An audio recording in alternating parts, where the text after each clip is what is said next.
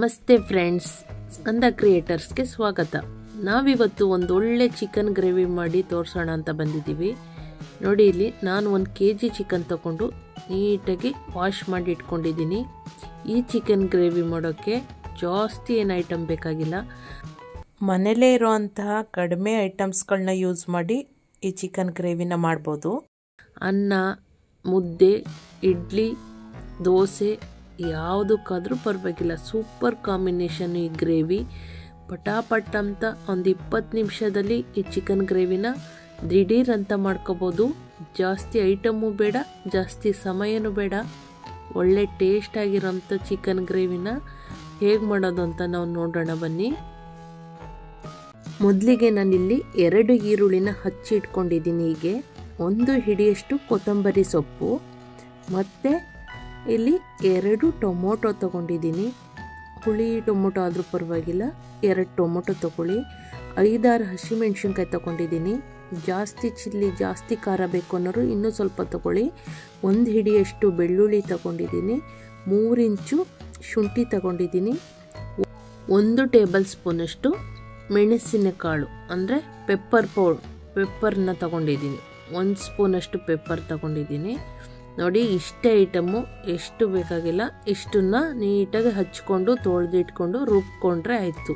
ನೋಡಿ, ಹೀಗೆ ನುಣ್ಣಗೆ ಪೇಸ್ಟ್ ಮಾಡಿ ರುಬ್ಬಿ ಇಟ್ಕೊಂಡಿದ್ದೀನಿ. ಇಷ್ಟು ಐಟಮ್ನ ರುಬ್ಬಿಟ್ಕೊಂಡಾದ್ಮೇಲೆ ಇಲ್ಲಿ ಗ್ಯಾಸ್ ಸ್ಟವ್ ಹಚ್ಚಿಟ್ಟು ಒಂದು ಪಾತ್ರೆ ಇಟ್ಟಿದ್ದೀನಿ. ಪಾತ್ರೆ ಬಿಸಿ ಆಯ್ತೈತೆ. ಈ ಪಾತ್ರೆಗೆ 4 ಸ್ಪೂನು 3ರಿಂದ 4 ಸ್ಪೂನು ಆಯಿಲ್ ಅಂದರೆ ಎಣ್ಣೆ ಹಾಕೋತಾ ಇದ್ದೀನಿ. ನೀವು ಯಾವುದು ಅಡುಗೆಗೆ ಯೂಸ್ ಮಾಡ್ತೀರಿ ಅದನ್ನು ಹಾಕೋಬೋದು. ನಾನಿಲ್ಲಿ ಕೊಬ್ಬರಿ ಎಣ್ಣೆ ಯೂಸ್ ಮಾಡಿದೆ.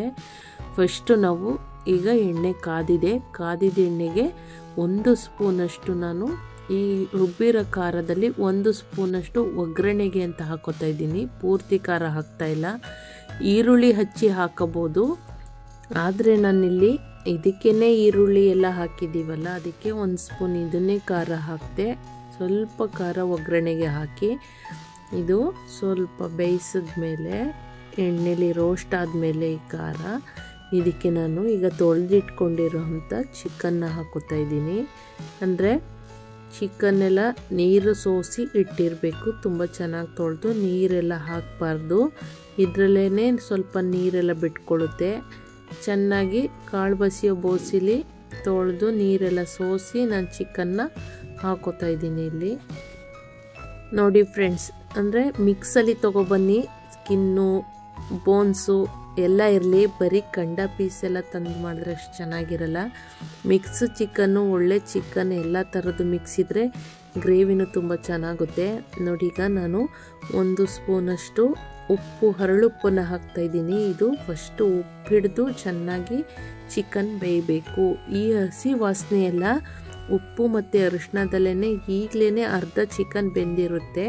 ಫಸ್ಟು ಚೆನ್ನಾಗಿ ರೋಸ್ಟ್ ಮಾಡ್ಕೋಬೇಕು. ಡೈರೆಕ್ಟು ರುಬ್ಬಿರೋ ಖಾರನ ಹಾಕಬಾರ್ದು. ಚಿಕನಲ್ಲಿ, ಮಟನಲ್ಲಿ, ಯಾವುದೇ ಐಟಮಲ್ಲಿ ಫಸ್ಟು ಹಸಿ ವಾಸನೆ ಹೋಗೋವರೆಗೆ ಹುರ್ಕೋಬೇಕು ಸ್ವಲ್ಪ.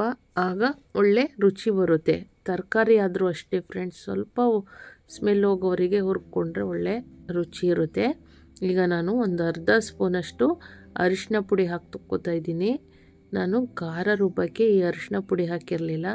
ಈ ಚಿಕನ್ಗೆ ಡೈರೆಕ್ಟಾಗಿ ಉಪ್ಪು ಮತ್ತು ಅರಿಶಿನ ಹಾಕಿ ಈ ಚಿಕನ್ನ ಹುರ್ಕೋತೀನಿ ಸ್ವಲ್ಪ ಹೊತ್ತು. ಅಂದರೆ ಒಂದು 10 ನಿಮಿಷ 15 ನಿಮಿಷ ಈ ಚಿಕನ್ನ ಇದರಲ್ಲೇ ಹುರಿದ್ರೆ ಹಸಿ ವಾಸನೆ ಎಲ್ಲ ಹೋಗಿ ಚಿಕನ್ ಒಳ್ಳೆ ಟೇಸ್ಟ್ ಕೊಡುತ್ತೆ. ಇಲ್ಲಿ ನಾವು ಯಾವುದೇ ಕುಕ್ಕರ್ ಎಲ್ಲ ಯೂಸ್ ಮಾಡೋ ಅವಶ್ಯಕತೆ ಇಲ್ಲ. ಪಾತ್ರೆಯಲ್ಲೇ ಬೆಂದೋಗುತ್ತೆ ಚಿಕನ್ನು. ಹಸಿ ಸ್ಮೆಲ್ ಹೋಗೋವರೆಗೂ ಚೆನ್ನಾಗಿ ತಿರುಗಿಸ್ತಾ ಇರಬೇಕು. ಹೀಗೆ ಚಿಕನ್ ಇದರಲ್ಲೇ ಸ್ವಲ್ಪ ನೀರೆಲ್ಲ ಬಿಟ್ಕೊಳ್ಳುತ್ತೆ. ಆ ನೀರೆಲ್ಲ ಸುಂಡೋವರೆಗೆ ಸ್ವಲ್ಪ ಇದರಲ್ಲೇ ಚೆನ್ನಾಗಿ ಬೇಯಿಸ್ಕೊಂಡ್ರೆ ಮಸಾಲೆ ಹಾಕಿದಾಗ, ನಾವು ರುಬ್ಬಿರೋ ಖಾರ ಹಾಕಿದಾಗ ಚಿಕನ್ ಆಲೆ ಅರ್ಧ ಬೆಂದಿರುತ್ತೆ.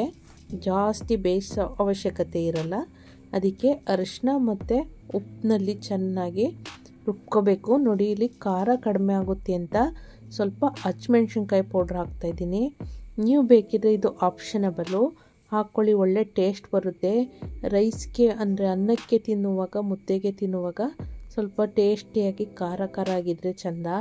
ಅಂದರೆ ಜಾಸ್ತಿ ಗ್ರೀನ್ ಚಿಲ್ಲಿ ಹಾಕಲಿಲ್ಲ ನಾನು, ಹಸಿಮೆಣ್ಸಿನ್ಕಾಯಿನ ಒಂದು 5-6 ಹಾಕಿದೆ. 10-12 ತೊಗೊಂಡಿದ್ರೆ ಖಾರ ಚೆನ್ನಾಗಿ ಒಳ್ಳೆ ಖಾರ ಇರೋದು ಇದು ಟೇಸ್ಟಿಯಾಗಿ. ನಾನು ಹಸಿಮೆಣ್ಸಿನ್ಕಾಯಿ ಸ್ವಲ್ಪ ಕಡಿಮೆ ಯೂಸ್ ಮಾಡಿ 1 ಸ್ಪೂನು ಚಿಲ್ಲಿ ಪೌಡ್ರ್ ಹಾಕ್ಕೊಂಡಿದ್ದೀನಿ. ನೋಡಿ ಇಲ್ಲಿ ರುಬ್ಬಿರೋ ಖಾರ, ನಾವು ಇದನ್ನು ಮುಂಚೆ ಏನು ಹುರಿದಿಲ್ಲ. ಈಗ ಚಿಕನ್ ಎಲ್ಲ ಚೆನ್ನಾಗಿ ರೋಸ್ಟಾಗಿ ಹುರಿದಾದ್ಮೇಲೆ ರುಬ್ಬಿರೋ ಖಾರನ ಈ ಚಿಕನ್ಗೆ ಸೇರಿಸ್ಕೊತಾ ಇದ್ದೀವಿ. ಹೌದು, ಈಗ ಈ ಖಾರನ ಚಿಕನ್ ಜೊತೆ ಚೆನ್ನಾಗಿ ಹುರ್ಕೋಬೇಕು, ರೋಸ್ಟ್ ಮಾಡಿ ಹುರ್ಕೋಬೇಕು. ಆಗ ಒಳ್ಳೆ ಟೇಸ್ಟ್ ಹಿಡಿಯುತ್ತೆ, ಚಿಕನ್ನು ಒಳ್ಳೆ ರುಚಿ ಹಿಡಿಯುತ್ತೆ. ಈ ಥರ ಒಂದು ಸಲ ಮಾಡಿ ಚೆನ್ನಾಗಿರುತ್ತೆ. ಮನೇಲಿ ಒಂದೇ ಥರ ಟೇಸ್ಟು ಸಾಂಬಾರು, ಗೊಜ್ಜು, ಚಿಕನ್ ಚಾಪ್ಸು ಅಂತ ಮಾಡಿಕೊಂಡು ತಿನ್ನೋರಿಗೆ ಇದೊಂದು ಬೇಗ ಸೂಪರ್ ಫಾಸ್ಟಾಗಿ ಮಾಡ್ಕೊಂಡು ತಿನ್ನೋಂಥ ಗ್ರೇವಿ ಸೂಪರಾಗಿರುತ್ತೆ. ಬ್ಯಾಚುಲರ್ ಗ್ರೇವಿ ಅಂತಲೇ ಹೇಳ್ಬೋದು. ಅಂದರೆ ಬ್ಯಾಚುಲರ್ಸ್ಗಾದರೆ ತುಂಬ ಐಟಮ್ ತಂದು ಅದೆಲ್ಲ ಬೇರೆ ಬೇರೆ ಸಪ್ರೇಟ್ ಖಾರಗಳನ್ನ ರುಬ್ಬಿ ಸಪ್ರೇಟ್ ಮಾಡ್ಕೊಳ್ಳೋದೆಲ್ಲ ತುಂಬ ಕಷ್ಟ ಆಗುತ್ತೆ. ಇದು ನೋಡಿ 5-6 ಐಟಮ್ ಅಷ್ಟೇ, ಮನೇಲಿರೋಂಥದ್ದೇ. ಎಲ್ಲ ಹೊರಗಡೆ ಹೋಗಿ ಯಾವುದೇ ಮಸಾಲೆ ಐಟಮ್ಗಳು ಅದು ಇದು ಪೌಡ್ರು ಯಾವುದೂ ಹಾಕಿಲ್ಲ, ಯಾವ ಪೌಡ್ರೂ ಯೂಸ್ ಮಾಡಿಲ್ಲ ಇದಕ್ಕೆ. ಅಂದರೆ ಗರಂ ಮಸಾಲ ಅಲ್ಲಿ ಇನ್ನೊಂದು ಥರದ್ದೇ ಅಲ್ಲಿ ಯಾವುದೂ ಯೂಸ್ ಮಾಡಿಲ್ಲ. ಇರೋ ಅಷ್ಟು 5-6 ಐಟಮ್ ತೊಗೊಂಡು ಪಟಾಪಟ್ ಅಂತ ಬೇಗ ಮಾಡ್ಕೊಳ್ಳೋಂಥ ಗ್ರೇವಿ. ಈ ಚಿಕನ್ನ ಹೀಗೆ ಗ್ರೇವಿಲೇ ಅಂದರೆ ರುಬ್ಬಿರೋ ಮಸಾಲೆನೇ ಚೆನ್ನಾಗಿ ಹುರಿದು ನೀರೆಷ್ಟು ಬೇಕೋ ಅಷ್ಟನ್ನು ಹೆಚ್ಚಿಸ್ಕೊಳ್ಳೋದು. ನೋಡಿ ಈಗ ಒಳ್ಳೆ ಗಟ್ಟಿ ಗ್ರೇವಿ ಆಯಿತು. ಇಲ್ಲಿ ಸಾಂಬಾರೆಲ್ಲ ಥಿಕ್ನೆಸ್ ಜಾಸ್ತಿ ಇದೆ. ಈ ಗ್ರೇವಿ ಒಳ್ಳೆ ಟೇಸ್ಟ್ ಬರುತ್ತೆ. ನೋಡಿ ಈಗ ಎಷ್ಟು ನೀರು ಬೇಕಷ್ಟನ್ನು ನೀರು ಹಾಕಿ ಹೆಚ್ಚಿಸ್ಕೊಂಡೆ ಗ್ರೇವಿನ. ಅತಿ ತೆಳುಗೆ ಸಾಂಬಾರು ಥರನೂ ಅಲ್ಲ, ಸ್ವಲ್ಪ ಅತಿ ಗಟ್ಟಿ ಗ್ರೇವಿನೂ ಅಲ್ಲ, ಮೀಡಿಯಮ್ ಆಗಿ ಇಷ್ಟು ಮಾಡ್ಕೊಳ್ಳಿ. ಸ್ವಲ್ಪ ನೀರು ಹೆಚ್ಚಿಸ್ಕೊಂಡು ಅನ್ನಕ್ಕೆ, ಮುದ್ದೆಗೆ, ಇಡ್ಲಿ ದೋಸೆಗಂತೂ ಒಳ್ಳೆ ಸೂಪರಾಗಿರುತ್ತೆ. ನೋಡಿ ಈ ಥರ ಮಾಡ್ಕೊಂಡಿದ್ದೀನಿ ನಾನು.